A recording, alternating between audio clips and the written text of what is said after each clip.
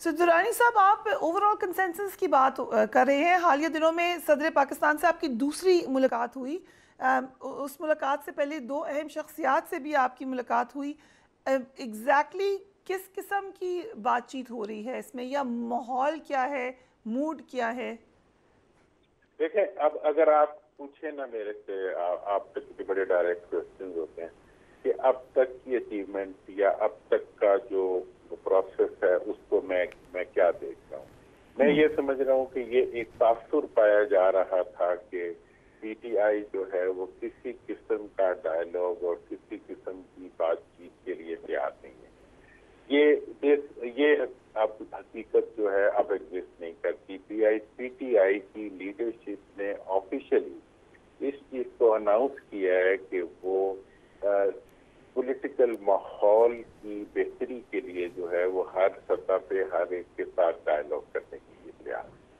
और ये बात जो है ये सदर मुमलिकत ने भी इसी तरह महसूस की। उनकी भी यही ख्वाहिश है कि पॉलिटिकल प्रोसेस जो है उसको आगे बढ़ाने के लिए हमें मुल्क के अंदर माहौल को साजगार बनाना चाहिए। और इस सिलसिले में उनकी जो मुलाकातें हुई उनमें भी यही चीज सामने आई कि मुल्क का जो माहौल है उसको, मुल्क के सियासी माहौल को साजगार बनाने के लिए वो अपना किरदार भी अदा करने के लिए तैयार है।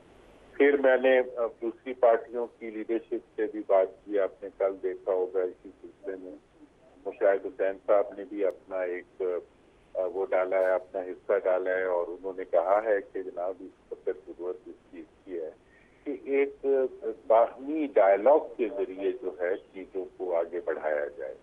बहन ही हामिद खान साहब ने भी अपनी स्टेटमेंट दी थी, उन्होंने भी माहौल की साजगारी में एक रोल प्ले किया।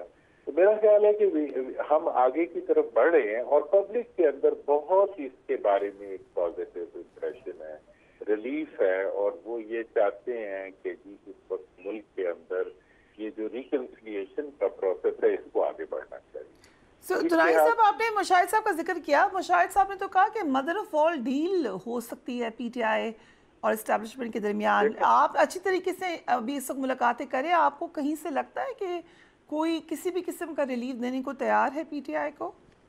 देखिए, मैं तो इस नतीजे पे पहुंचा हूँ कि जब तक अवाम जो है वो अवाम की राय और अवाम की सपोर्ट किसी पॉलिटिकल पार्टी या पॉलिटिकल लीडरशिप के लिए रहती है उस वक्त तक वो लीडरशिप जो है वो इररिलेवेंट नहीं होती और उनको कभी ना कभी जो है उनको वो स्पेस मिलती है जो उनका हक होता है।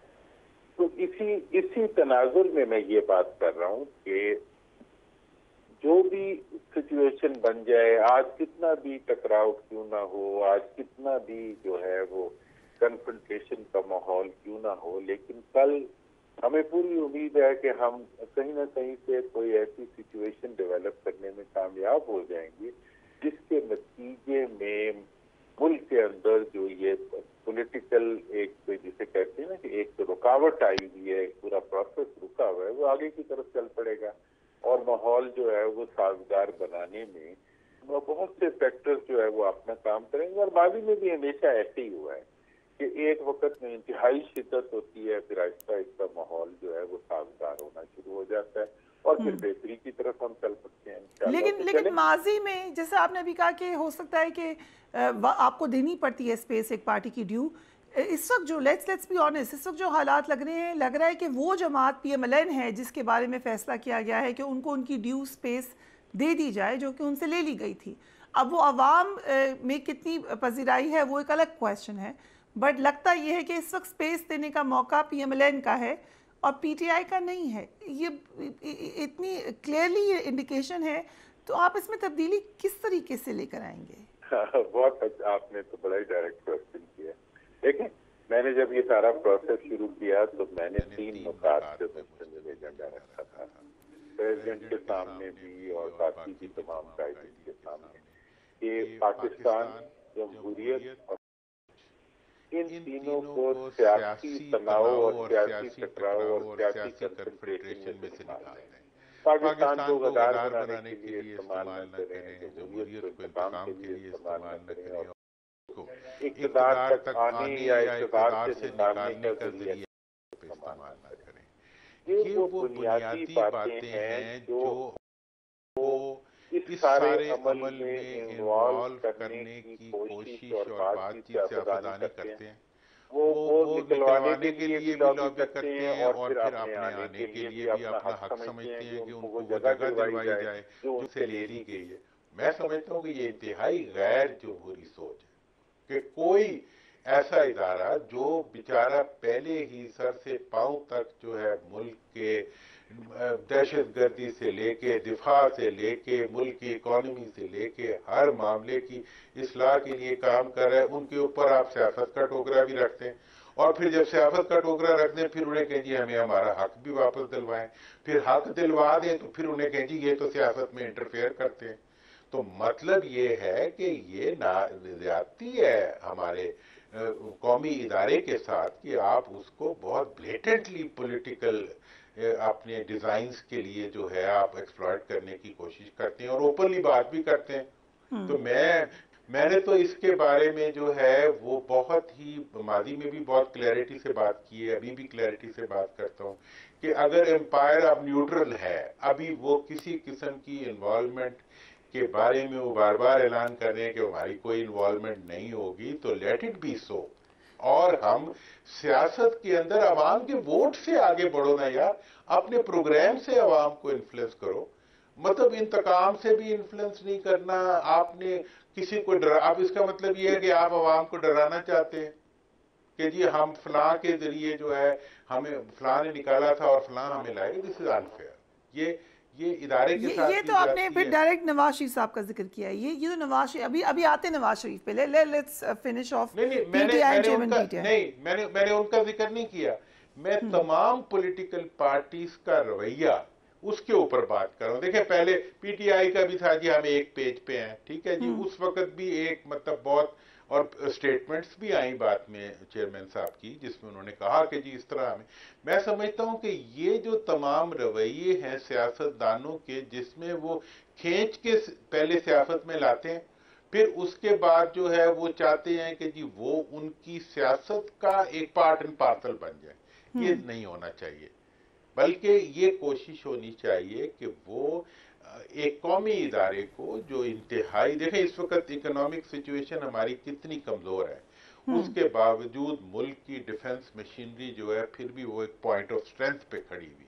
تو ان تمام چیزوں کی حقیقت کو دیکھتے ہوئے ہمیں جو ہے ان کو سٹرینتھن کرنا چاہیے، ملک کی اکانومی کو سٹرینتھن کرنا چاہیے اور بالکل کسی طرح میں سو بلے کا کے نشان ہوگا نیکسٹ الیکشن میں. What do you think? کیونکہ prime minister interim prime minister کہہ رہے ہیں کہ ضروری نہیں ہے ہو اور الیکشن پھر بھی فیئر ہوں گے.